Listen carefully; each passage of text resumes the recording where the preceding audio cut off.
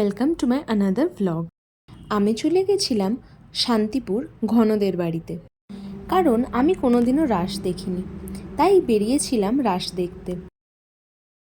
প্রচুর বড় বড় প্যান্ডেল এবং তার সাথে সাথে সমস্ত রকম ঠাকুর ছিল, মানে গোপাল ঠাকুর থেকে শুরু করে মহাদেব, বিষ্ণু, কার্তিক ঠাকুর, মা কালী, আরও না জানি কত ঠাকুর। যেহেতু আমি প্রথমবার রাস দেখছিলাম, তাই আমি বিষয়টা বেশ এনজয় করছিলাম।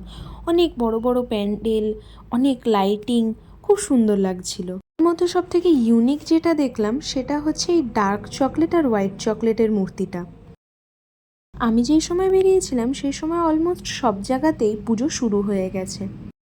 বললে বিশ্বাস করবে না, এত কিছু মাত্র 1.5 ঘন্টার মধ্যে দেখে কমপ্লিট করেছি।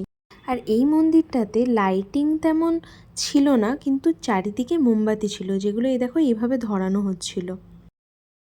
এরপর কতগুলো বড় বড় প্যান্ডেল দেখেছি, এই দেখো প্যান্ডেলগুলো।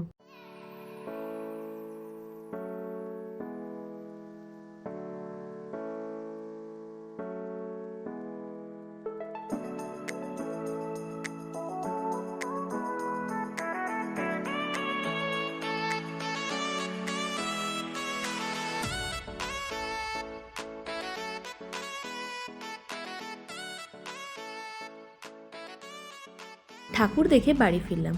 ব্লগটা যদি ভালো লেগে থাকে অবশ্যই কমেন্টে জানাবেন এবং লাইক, শেয়ার অ্যান্ড সাবস্ক্রাইব।